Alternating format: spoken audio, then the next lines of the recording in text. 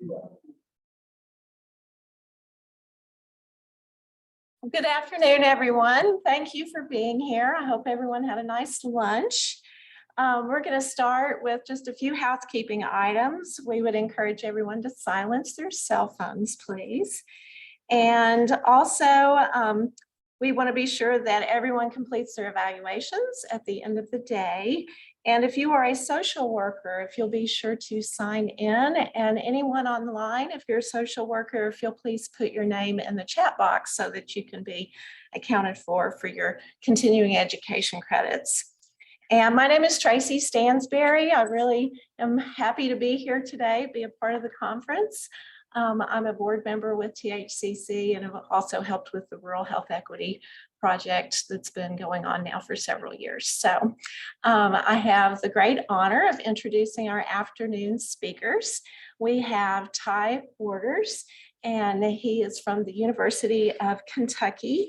He is a health services researcher and the director of the Rural and Underserved Health Research Center, and teaches at the University of Kentucky. And then we also have Elliot Tinsley, a licensed clinical social worker who is the president and CEO of the Behavioral Health Foundation. And the full bios for our speakers are available on the website. So if you would like to take a look at that. And so I'm going to turn it over to these gentlemen, and we will have time for questions and answers afterwards. So thank you again for being here. All right, Tracy, thank you for that nice introduction. And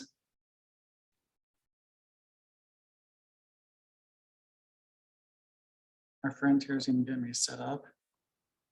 All right, it's very well. So today I'm going to talk about some work that we've done under our Rural Health Research Center at the University of Kentucky. And quite a bit of this work is national in scope, but I will argue that a lot of the findings that we have, they're based on what's going on across the nation in terms of rural and urban differences in mental health and substance use and access to treatment for those types of health problems. Likely do have some relevance to Tennessee. And then Elliot, I think, will be presenting about some more issues that really are very specific to the state of Tennessee. So I'm going to highlight some key differences, if there are some differences between rural and urban populations in terms of their mental health overall, their depression, whether they have severe mental illness, and also different aspects of their access to treatment. And then I'll highlight just a little bit about some of our work on rural and urban differences in opioid use disorder and also access to treatment for that type of problem. And then briefly discuss some potential health policy implications of this work. So a lot of this is under the auspices of the Rural and Underserved Health Research Center that we have at Kentucky. And we're proud to have this award from HRSA. HRSA doesn't fund a lot of research per se, but they do fund 7 of these rural health research centers every 4 years. So they're pretty competitive, and ours is one of those that was newly funded in 2016 and then refunded in 2020. This is different from other types of research like from the NIH that we're also engaged in, because we work very closely with the Federal Office of Rural Health Policy, which is really the place within the federal government that really focuses on rural health and healthcare policy issues and advises other agencies like CMS and SAMHSA and so forth about rural topics. The other caveat is that we are asked by HRSA to conduct work that's national in scope. Again, because the federal government is asking us to do this work, they're really interested in what's going on in the national landscape and asking us to do things that are rather rapid. So most of our projects are 1 year in duration, and we're therefore making use of large nationally representative epidemiological data from surveys such as the National Survey on Drug Use and Health, which I'll talk a little bit about today, or some other data sets such as Medicare claims data. All right, I assume that because you all are here that you know something about what we consider rural or urban residents. And this is really based on how many people live in a geopolitical area. We're typically defining these geopolitical areas as counties. And this is the technical definition that the federal government uses in terms of classifying counties that are either metropolitan or non-metropolitan. So metropolitan counties, as indicated in the darker green shade, those have an urban core or a city with at least 50,000 persons. And then non-metropolitan counties have a city with fewer than 50,000 persons. We can also classify the non-metropolitan areas further sometimes as micropolitan. So this would have like a small city of 10 to 50,000 persons, or non-core non-metropolitan areas. And those are ones that have no town or a very small town with less than 10,000. Does that make sense? So this is the definition that federal government uses. There are other definitions, and there's some downsides. I would argue, of course, to focusing on these technical definitions of how many people live in a certain area, because it just is a proxy for other social, economic, and healthcare characteristics. But nevertheless, this is something that's widely used. I think in part too, because it's easy to understand. Do you live in a non-metro area, which is urban, or a non-metro area, which is considered rural? Okay. So let me talk a little about some mental health and treatment issues. And I know Elliot's going to get into this also, but we've done quite a bit of work under our center focused on suicidal ideation and planning. And one of the reasons that we've focused on this is that if we think about health and healthcare disparities between rural and urban areas, suicide is among the biggest disparities. And I think this figure here really illustrates this. It's showing the rates of suicide per 100,000 persons. And you can see here, this line at the top, these are the rates in the non-core, non-metro areas, the much more rural communities. And then going down here, these are the rates for the more urban communities. So there really is this gradient, this gradation from really rural to really urban. And the suicide rates have just continue to be very high in these very rural areas, and have even grown in terms of the magnitude over the last decade or so. So this really kind of a lot of attention in the past 5 years, or approximately. We may have heard about deaths of despair, which a couple of economists at, I forget if it was Princeton or Yale, really focused on. And they found that there were these areas of the US, or these populations in the US, that had these really high rates of death because of suicide, because of alcohol use, drug use, et cetera. And many of these populations were very impoverished and unemployed and uneducated, which I think correlates to what we see here with rural populations.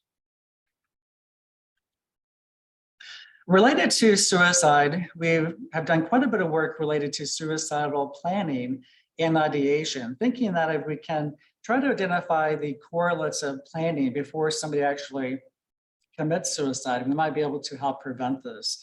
And this is just showing us descriptively that, in fact, the rates of suicidal ideation and planning vary a little bit, in terms of planning, very significantly between residents of non-metro, small metro, and large metro areas.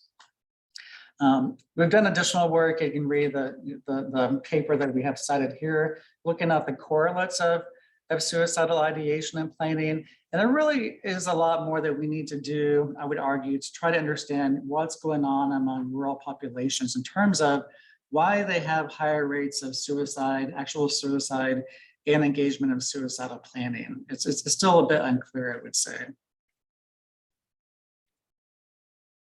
Taking a look at depression and treatment use, we've also done quite a bit of work focused on analyses of the National Survey on Drug Use and Health. So the prior slide made use of the NSDA, as did this study. And the advantage of the NSDA is that it really is the nation's only source of information about mental health and drug use epidemiology that's conducted on an annual basis. So in the NSDA, they conduct in-person interviews among a sample of, I think about 15,000 persons annually across the United Nations. Again, this is where we get our information about the prevalence of alcohol use disorder, the prevalence of different drug use disorders, and the prevalence of depression and serious mental illness. You can see here that, in fact, non-metropolitan areas had a higher prevalence rate, slightly higher than metropolitan areas. And then we look at the sources of treatment, perhaps not too surprisingly, non-metropolitan persons who meet criteria for depression are much more frequently going to see a general practice or family physician or other type of doctor, as opposed to going to see a psychiatrist, psychologist, social worker, somebody who really has expertise in mental health services. Also related, sure. Why do you think so, in both metropolitan and non-metropolitan, so many fewer people are using social workers when there are more of them psychologists? Well, this is just, that's a good question. I'm not sure about that. I suspect it's reimbursement. Possibly. Mhm. Well, also psychiatrists can prescribe medications, right? As can general practice and other types of doctors or nurse practitioners. So persons who can prescribe medications is more efficient in terms of the labor cost than it is visiting a social worker, where there's more time involved in terms of actually talking with somebody. Can a psychologist prescribe? I don't think so. I don't think so, unless it's an exception in a state I'm not aware of. Not in Tennessee. Yeah. There's a couple states that have some exceptions.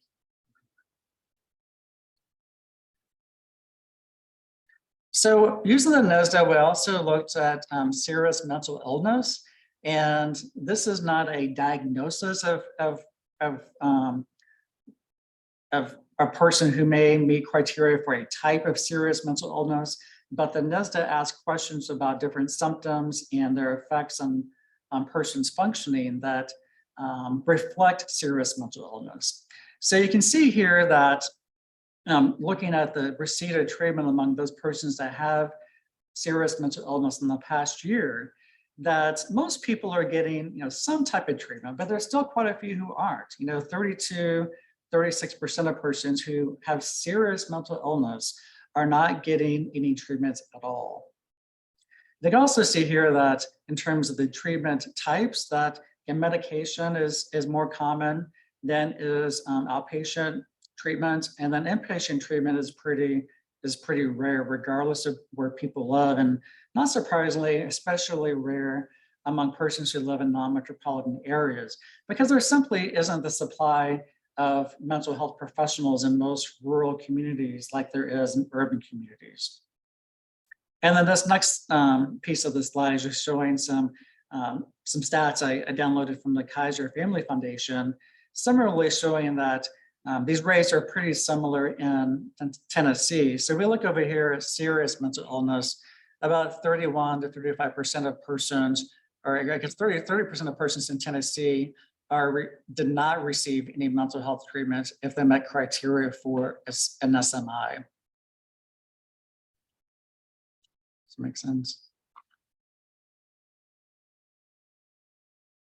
Another thing that's happening, of course, is the shift in mental health treatment sites. And one of the questions HRSA and the Federal Office of Rural Health Policy had for us was, what's going on nationally in terms of the delivery or the availability of mental health services in federally qualified health centers?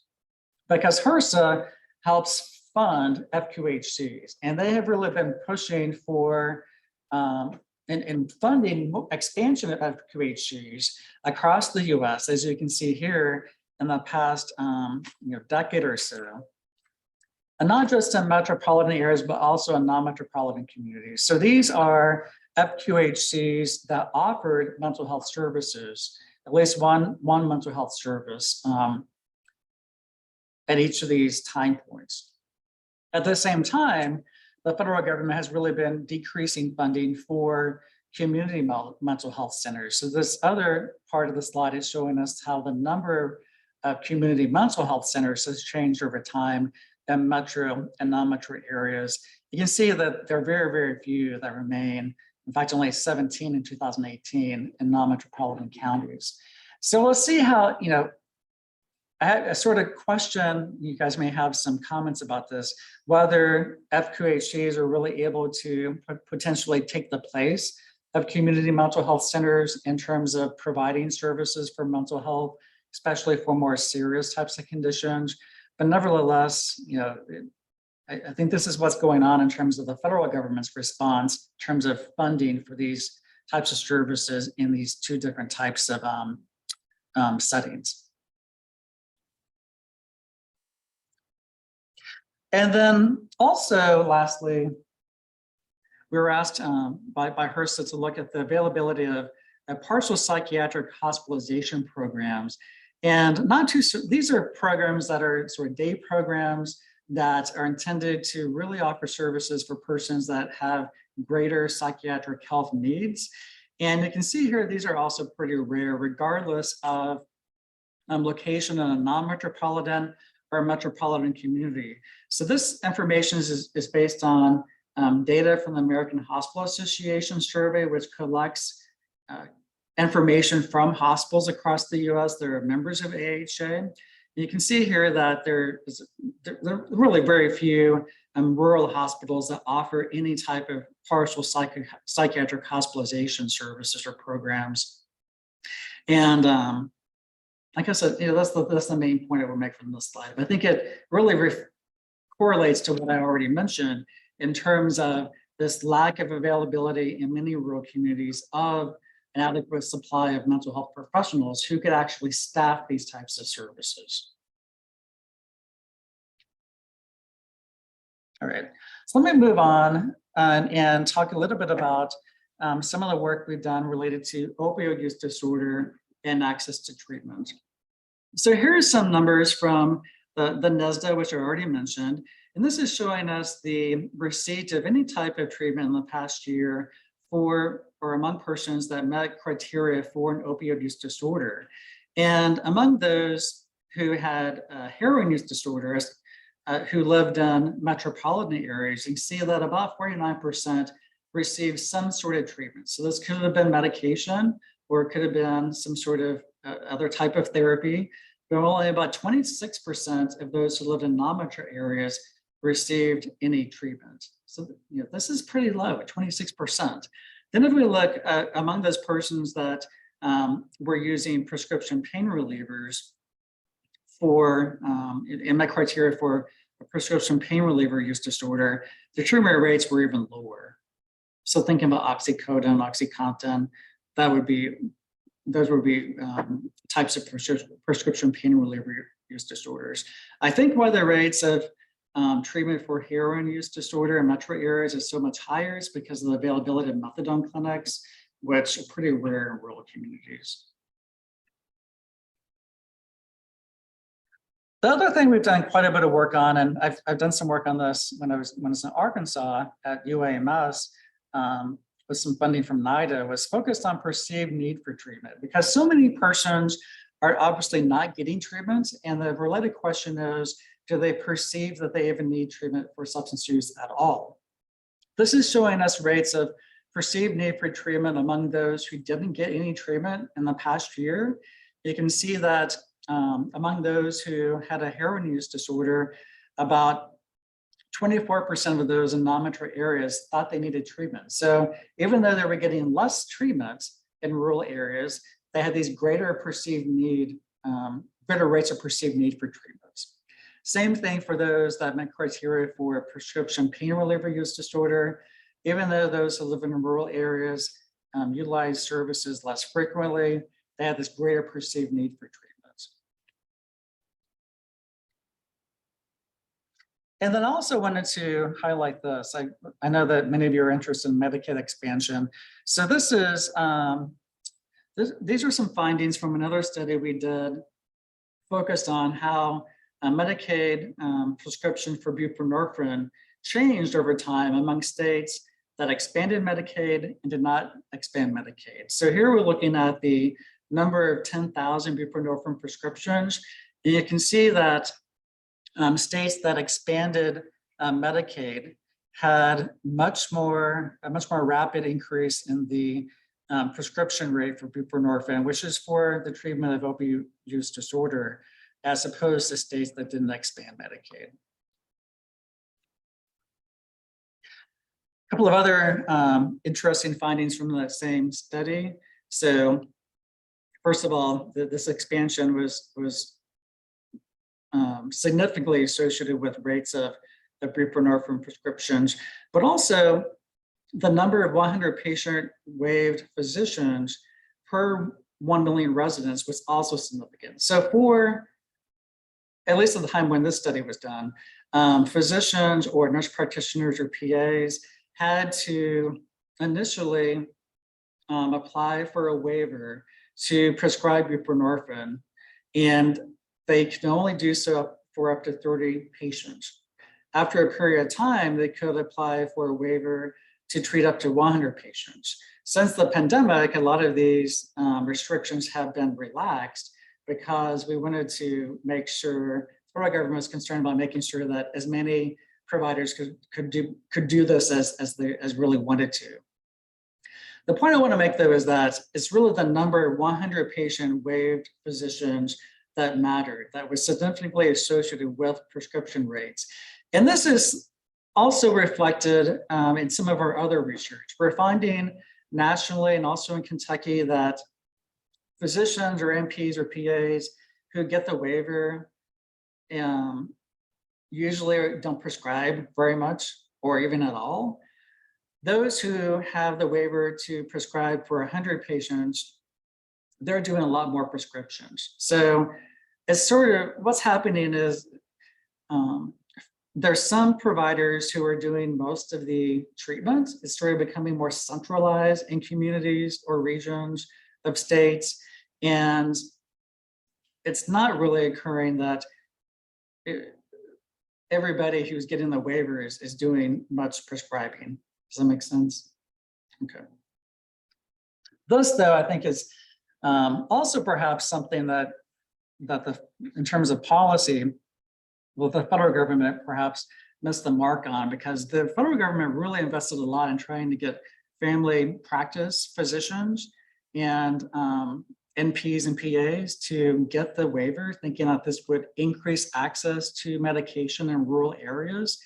And I'm not sure that really was that successful. What we're finding again is that there are psychiatrists or primary care clinics affiliated with mental health organizations that are doing most of the prescribing, not the everyday PCP. Could you explain how to read that? They're blank cells. All right, so these are the rates before expansion. These are the rates after expansion. So the pre-post difference is shown here. So no expansion states, expansion states. For this is showing us that there was a 0.20 increase in the number of prescriptions associated with an additional 100 patient weight physician per 1 million residents. That's after, because it wasn't anything before.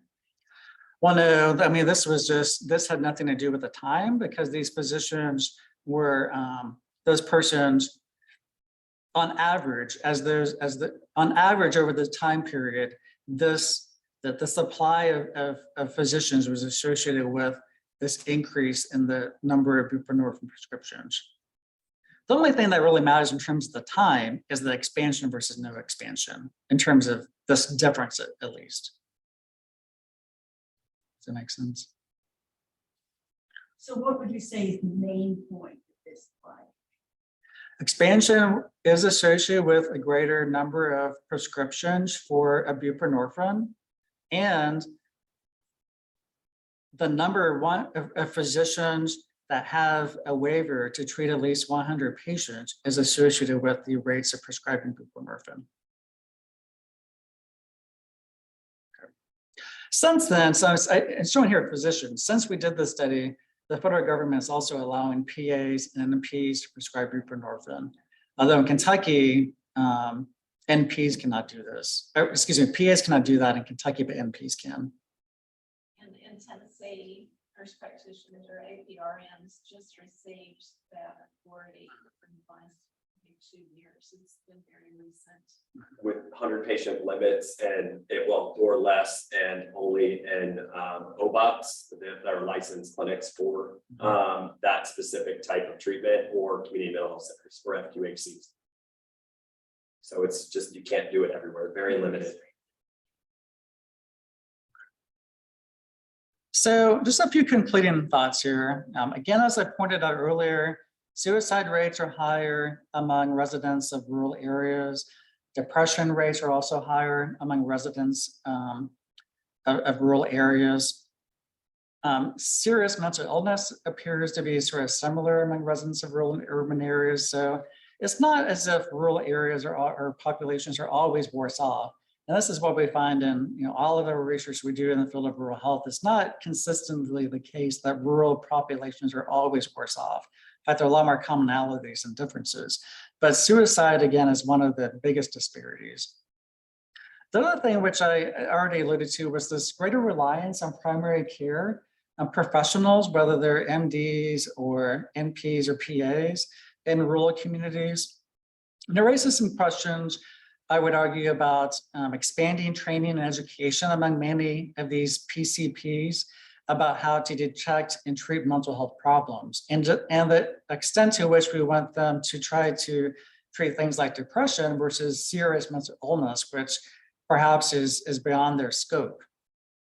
On the other hand, with the pandemic especially, there's been this great expansion of telehealth, and I don't know about in Tennessee, but most of the persons I talk to in Kentucky who work in mental health, they're not going back or don't intend to go back to having very much face-to-face services. It's all telehealth. At least at the University of Kentucky in psychiatry, they're all into telehealth, regardless of where people live. So this may have the potential to actually improve access to treatment as long as we have enough people overall in urban and rural areas who can deliver this type of service. Also, as I mentioned, this issue of treatment use still remains pretty low among persons that have opioid use disorder. And keep in mind, this is the type of drug use disorder for which there is a medication. There's not a medication for other types of drug use disorders. So this is very unique. But even when there's medication available, these treatment use rates are relatively low compared to other types of disorders like, let's say, cancer or diabetes.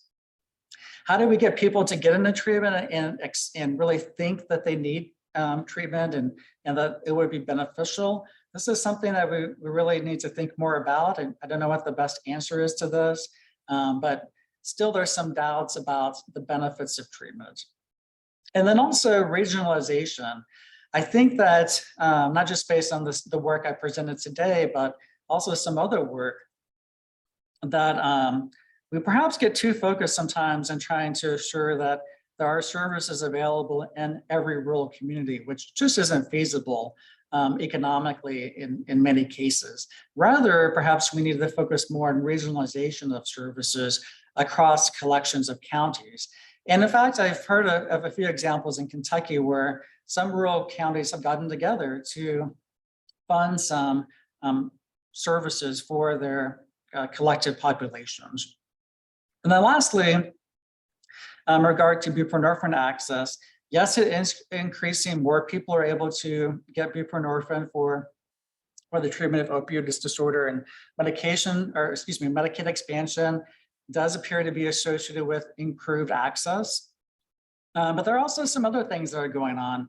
In Kentucky, there has been state funding directly for treatment programs in rural and urban communities beyond the expansion in terms of funding methadone treatment clinics, as well as clinics specifically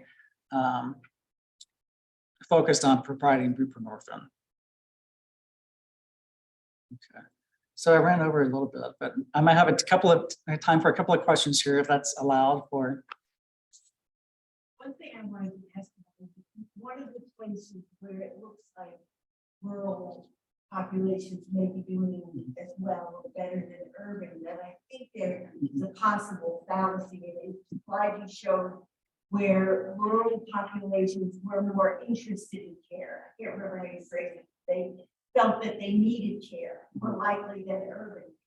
And that doesn't speak to whether perhaps they're worse off in general than the urban population, which has access to a whole lot of other services that rural people aren't. The problem with, looking at data, doesn't have the whole context, but some of us work with rural communities, and what you see is incredibly serious, terrible situations where families are at their wit's end, which sometimes force people to say, I really want treatment, but I'm gonna lose my family. Well, the biggest predictors of treatment utilization are, one, mental health problems, but also problems with the judicial system. A lot of people are, as you know, are not choosing to go to treatment, but sort of, forced into it. Okay. Thank you.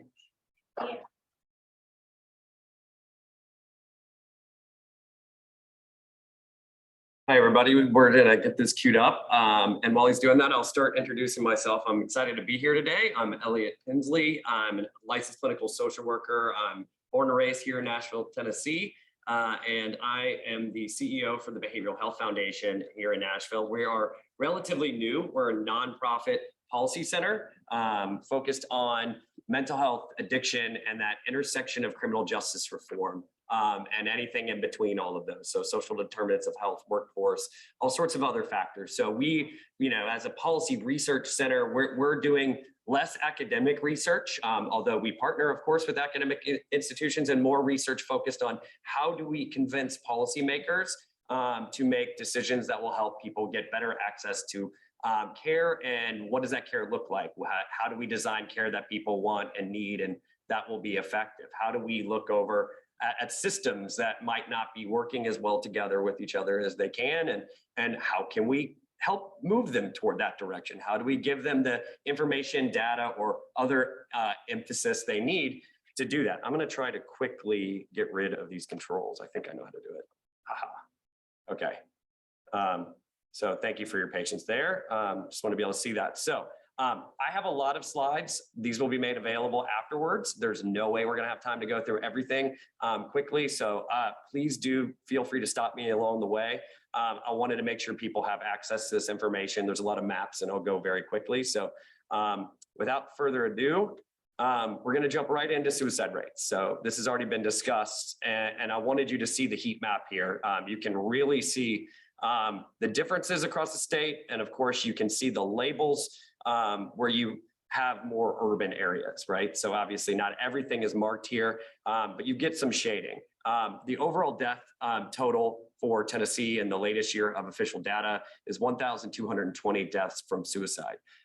That is one higher than the year prior. The rate technically dropped slightly, but there was also a lot of things we can't take really too much of because of pandemic. We have to look at, some of this might be expected to some degree to have a lull in access to care, and suicides, overdoses. I think we might have seen the same kind of trend had it not been for fentanyl and the rise of counterfeit drugs in a way that we really haven't seen before. So that's a little more than 3 deaths per day, and 1 death is way too many.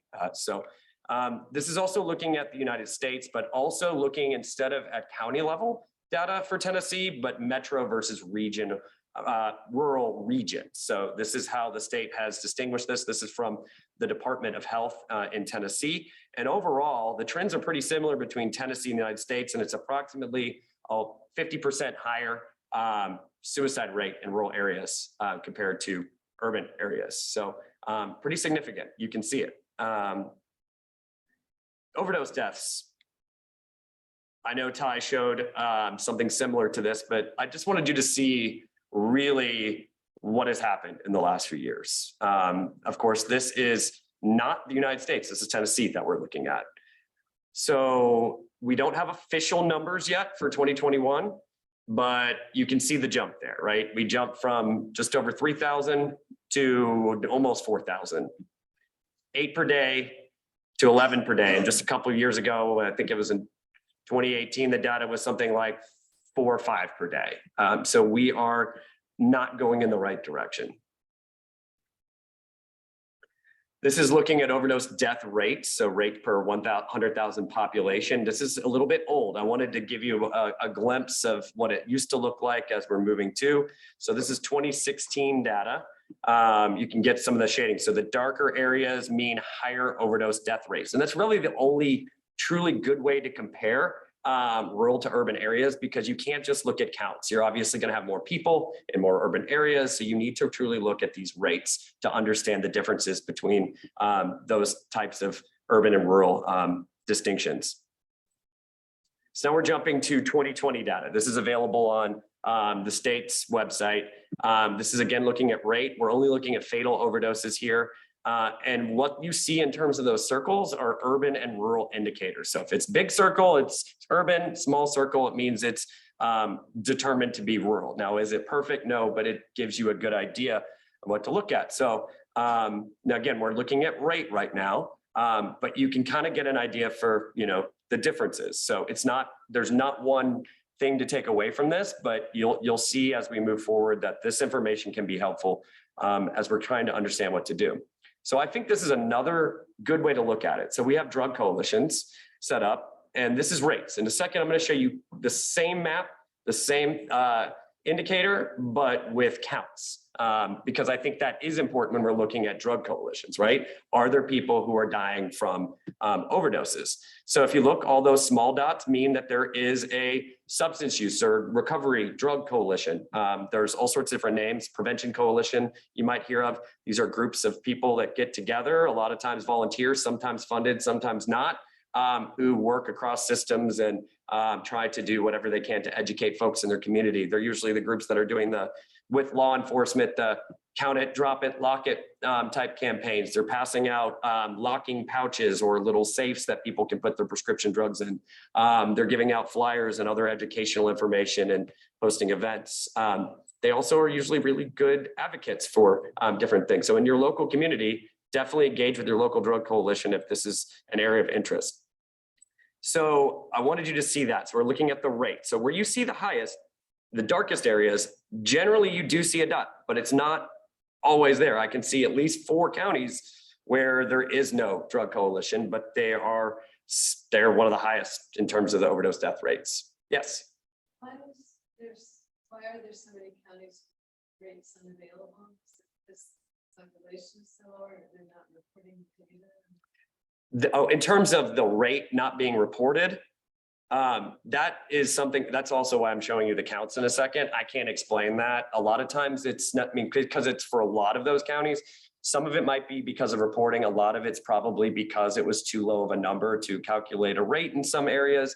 And it's not exactly perfect there. So I can't explain it. It's the Department of Health, and I would rather defer to them to answer that question, but it's a good one. So here's looking at count. So this means if you're looking at white, that means there weren't any overdose deaths reported, but anything with any other color, there is at least 1 overdose death reported. And I feel like you can see a lot better here where there are people overdosing, but there's no groups working together in the community to figure out a plan. Are you saying the data shows that that a presence of a drug coalition is correlated with a lower rate of deaths by overdose? No, I'm not making that argument. I have not tested. That's not something we've tested. What I'm showing is that there is advocacy work to do to get community organizing in these communities where there are not coalitions. I do think that coalitions, while they don't always focus on access to care, they can be valuable to partners in helping develop access to care and funding grants and other resources. Yes. Just repeating the question so that the audience can hear. Yes. So the question was regarding, actually, can you repeat the question for me? I apologize. Are you saying that there's a correlation between the presence Yes. of drug coalition and a lower incidence of death by overdose? Thank you. Yes, the question was about, is there a correlation between the presence of a drug coalition and the incidence of an overdose death? And so that was something we just said was not what the argument we're making here, something certainly worthy of further study. Incarceration rates. I just wanted to give a quick slide on this. This is not directly about healthcare access because honestly in jail, it's kind of the opposite. You're not usually getting access to the type of care that honestly we would hope for. There's not really much therapy offered in jail. It's very limited in terms of other services, buprenorphine treatment, although we're starting to see some communities come around. But you can see the really high prevalence of people with mental health issues. And when we're looking at that, we're talking about mental health and addiction, 64% with just defined as, I don't like the word problems, but it was defined as problems. I changed it to issues for this presentation, but 44% have a mental health disorder. And so those are both very high figures, and it's probably about, right in the middle there, half of everybody. And jail is a traumatizing experience for anybody. So the likelihood that someone's going to have significant mental health symptoms from being in or leaving jail is very, very likely. So these are likely underestimations. But you can see, I put an arrow here. I thought it was very interesting. One, the rural data, as you can see, rural areas you see higher incarceration rates, right? Just in general. But it didn't always used to be that way. If you go back just about 10 years or so ago, there was a change. So what happened there? I can't explain at this moment. That's not the point of this slide, but we know that we've seen improvements in our biggest urban areas in Tennessee. We have not seen those same improvements, at least along those trends, in rural areas of Tennessee. This slide speaks for itself. This is HRSA workforce shortages. Every county in the state of Tennessee is a workforce shortage area. All but 3 are fully designated as workforce shortage areas in terms of mental health. Does that include social workers? Yes, this is an overall figure. Well, I have to go back. I don't want to say for sure. HRSA has a calculation, and I believe it would include clinical social workers, but I don't quote me on that. I'd have to double check. This is from a report that I wrote in 2019 for the Tennessee Association of Mental Health Organizations on workforce shortages in Tennessee. I just pulled this. So this is based on 2016 data. These are based on some federal estimates, and you just can get an idea in looking at this slide. This is before pandemic. This is what we were looking at in terms of overall across the state of Tennessee. How many professionals are we going to need? And when you see the 2 numbers, look at that as a range, like between this number and this number is what we're looking for. Again, I know that there might have been some influx of professionals in some of these areas, but we've also seen the needs go way, way up. I know in terms of psychiatrists, we are expecting a lot to be retiring in the next few years, and that was before pandemic. And we also know that not just for psychiatrists, but across most of these professions, a lot of folks have called early retirement as a result of COVID and stress and pressures and all sorts of other factors. And as you're about to see, we don't get paid very well in the mental health field. So this chart is from a report that was published last year by TennCare in the Department of Mental Health and Substance Abuse Services, resulting from a workforce work group that was put together to make some policy recommendations. But what you can see is that we're looking at in Tennessee lower than national wages across all our occupations in the mental health field. And this is an analysis that I did in that 2019 report. So this is from that data where it says about Tennessee clinical social workers. So this is just an example, but it stood out. I'm a clinical social worker, so I guess I'm a little biased there. But 72% of us, we have a graduate degree. Really, if you're a clinical social worker, 100% of us should have a graduate degree. So I'm not sure exactly where they came up with that number, but it's clear that the amount that social workers are getting paid who are doing clinical mental health work make less than the median wage for all Tennessee occupations combined. So you have to go to school, you have to get a master's degree, and you have to work in one of the most demanding fields there is, helping people with major trauma and other sorts of significant issues and addiction, and helping people navigate the lower parts of their life, the more difficult parts of their life that they've experienced. but we're not paying folks. So we wonder why we're having trouble, right? It's pretty obvious. So there really wasn't any intentional plan put together until this past year of any kind to really look at the behavioral health workforce in Tennessee. Part of that, I think, falls to the fact that we have the Department of Health that's separate from our Department of Mental Health.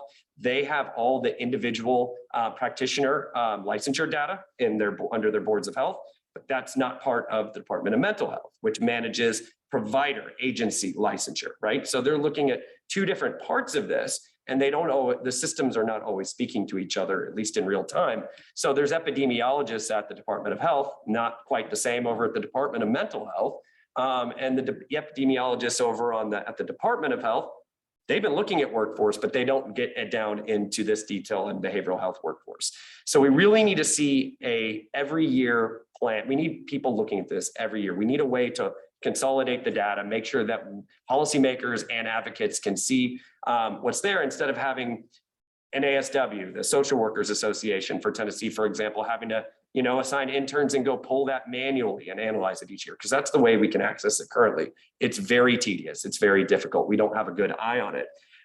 So there is a silver lining here, is that the Department of Mental Health asked for $36 million for rate increases for their providers that they've currently fund. They got half of that. They got 18 million. That was based on a 2% raise per year for 10 years. And that's what they said would be the bare minimum to get close to really catching up, if you will. So they're going to be asking again for that. I'm fairly confident. Hopefully the legislature and the governor will support that ask. And TennCare, relatively small in comparison, but my understanding it's approximately $7 million that they contribute. That is only to community mental health centers. That is not for addiction treatment providers. So I just wanted to make that distinction. So we really need to keep up on this. We're just really not getting anywhere close. I'll just share personally, my first job in this field my first job in community mental health. I worked at the VA beforehand. I took a major pay cut to move to Centerstone, and things have changed there since then, but I was an intensive in-home therapist going into the homes of children and families, really spending a lot of time with them, trying to help keep them safe, keep them out of the hospital, keep them out of state's custody, keep them alive a lot of the time. And I had experience. So I got paid on the higher end of the salary range. And this was in 2009. So not an eternity ago. I made $29,000 my first year in that job, $29,000. So there were benefits offered, but they were basic nonprofit benefits. So it was working on my licensure, working on other things. And the second someone offers you a promotion or another opportunity, you can see why people would take it, right? Especially when you're doing a job that's really easy to burn out on. Any questions before I keep going? Okay. And if there's anything in the chat, just let me know, please. Let's see. Apologize. Okay, so deflection programs. This is something that we're seeing more of. And the reason I'm bringing this up here at this point in the presentation is this is not necessarily treatment. This is helping people get connected to treatment. And we're going to be talking in a second about, well, where can we point folks? Where can we bring folks? Where can we hand folks off to? So I co-chair the Tennessee Diversion Coalition that's been in existence since 2016. This is something that I'm very passionate about, is working with our law enforcement partners on ways that we can help people with behavioral health issues, both with and without law enforcement. So what we're talking about here is usually when people call 911, and we're looking to see, are we really doing the right thing and responding to these individuals? So CIT, Crisis Intervention Teams, it's born in Memphis. It's widely known as the best practice in terms of law enforcement deflection, diversion for mental health. So this is de-escalation focus, 40 hours of training. But it's not just that. You need a CIT coordinator for your community. You need to be able to have really good partnerships, hopefully MOUs and such, with a bunch of community organizations and referral partners to make sure you're not just going out and saying, okay, we're not necessarily taking you to jail, but we have a really good idea of who we can get you to, who can help you today. So you're going to really have to have that really good partnership with the community organizations for that to be effective. So it's growing. There's a task force that NAMI Tennessee runs. If anybody's interested in CIT in their community or just getting involved, I'm happy to help connect you there.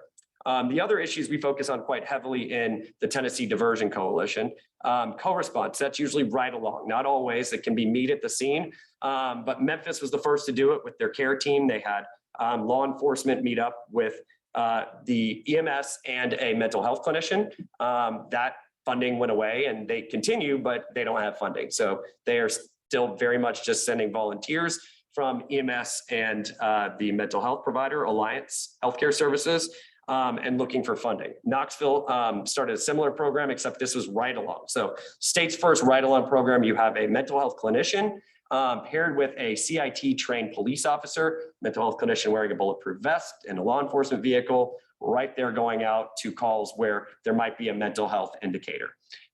So this is still not removing police from the situation, but it's giving police someone who is there, who has more experience than they do in managing these type of situations. There's a lot of new pilots that are sprouting up. Volunteer behavioral health is leading a lot of those. Most of these are a single mental health clinician and a single law enforcement officer that are pairing up. So very early stages, limited hours, limited days, testing this out and seeing where it goes. So we want to be looking at that data. Now, community responders, if anybody's ever heard of Cahoots, for example, in Oregon, they've been doing this for over 30 years. They pair a mental health crisis worker with a medic or paramedic, and they send them out in a specialized van without law enforcement.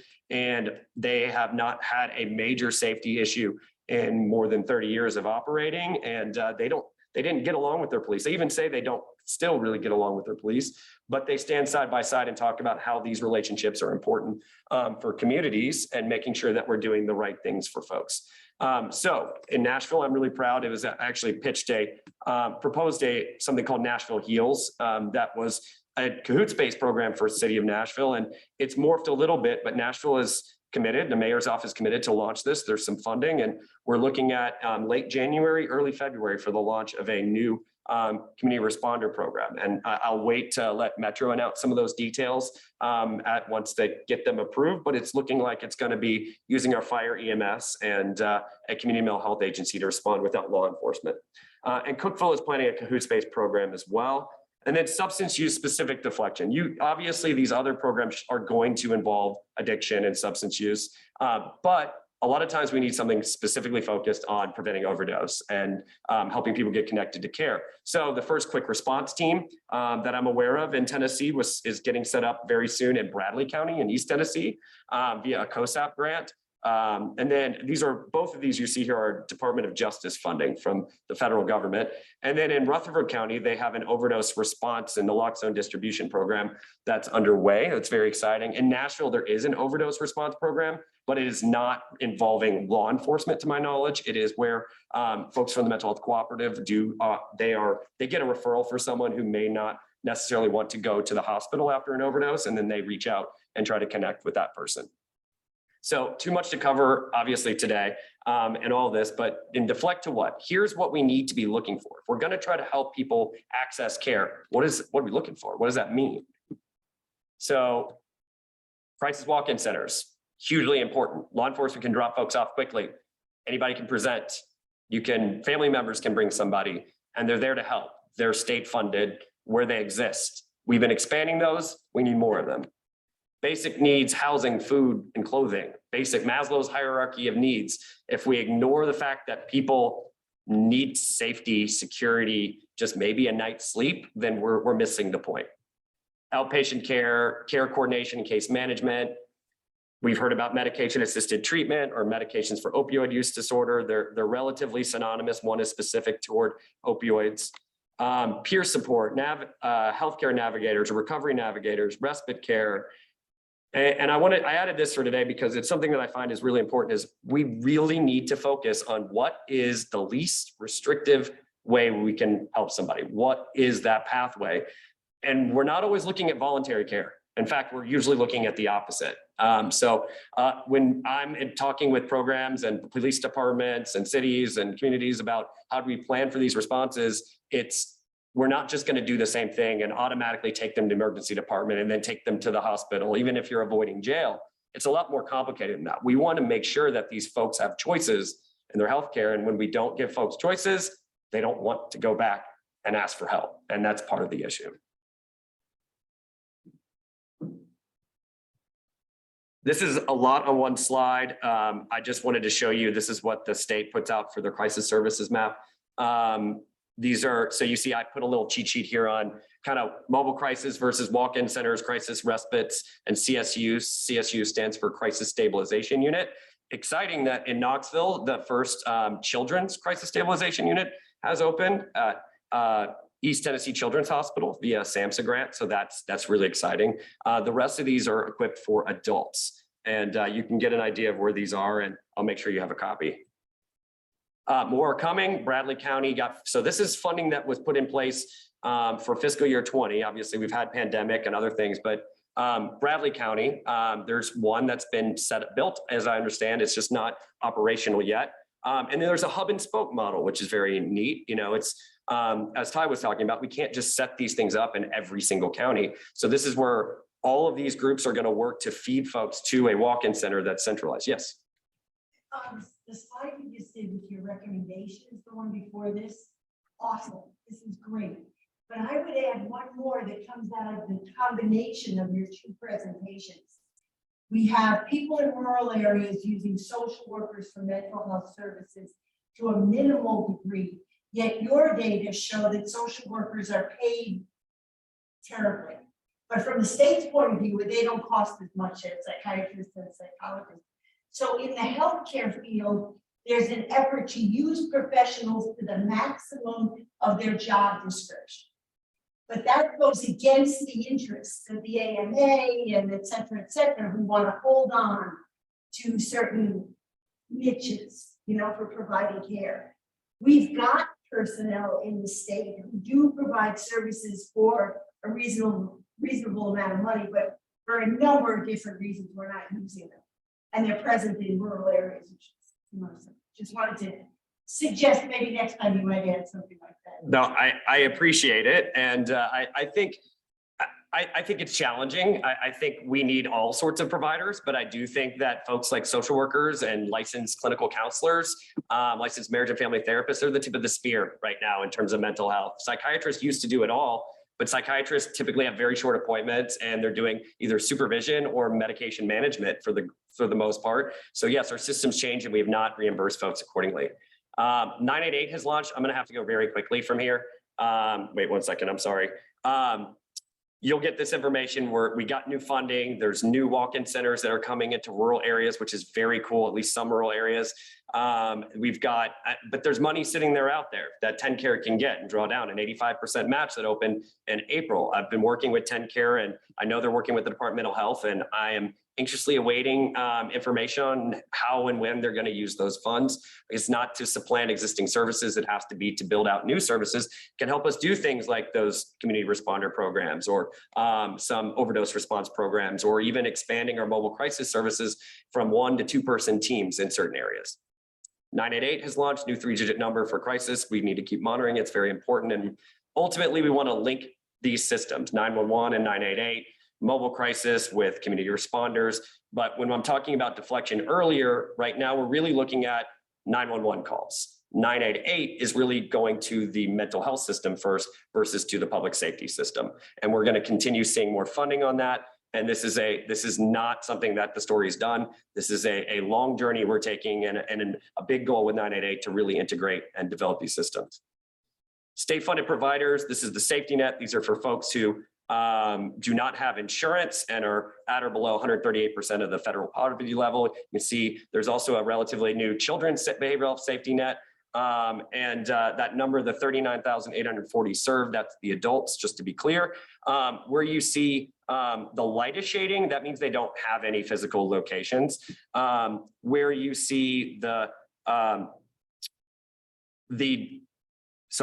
second lightest shade of blue, I thought that was interesting. They don't have telehealth available there. That's most of the state. IPS, this is individual placement and supported employment for folks with mental health issues. Also should be used for folks with substance use disorders, and working and advocating for more of that to be done. They got more money. This is incredibly important.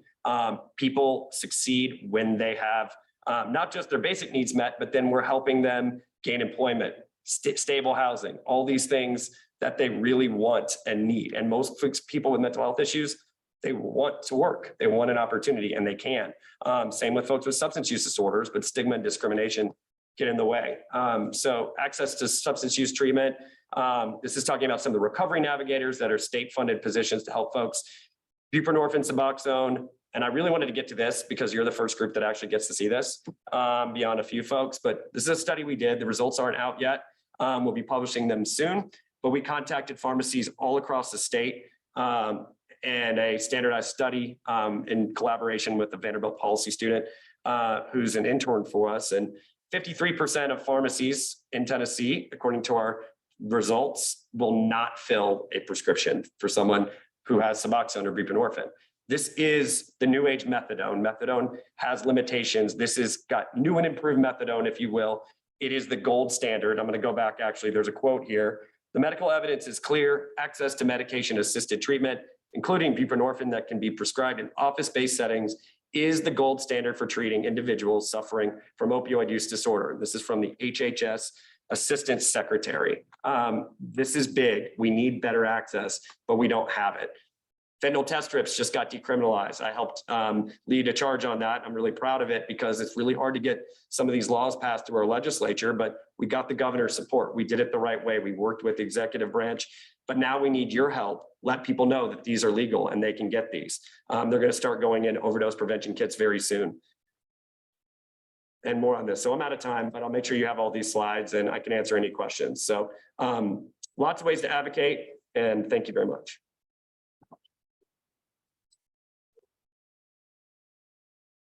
And we do have a few minutes before our next session. So if you have additional questions for our two speakers, please feel free to stick around and speak with them.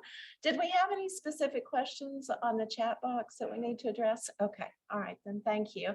Well, I want to thank you both so much for coming this afternoon and giving up a good part of your weekend to be here and the time to put all these wonderful slides together. So thank you so much. And again, please stick around to ask some questions if you have anything specific you'd like to discuss. And thank you for being here.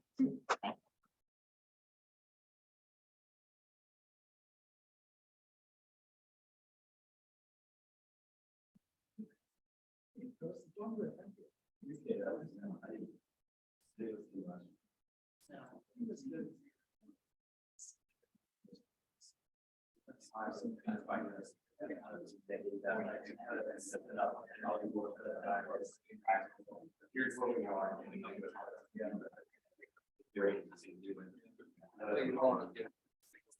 are. That's the last way to do it. But like that's the whole business. We are that we're able to do that.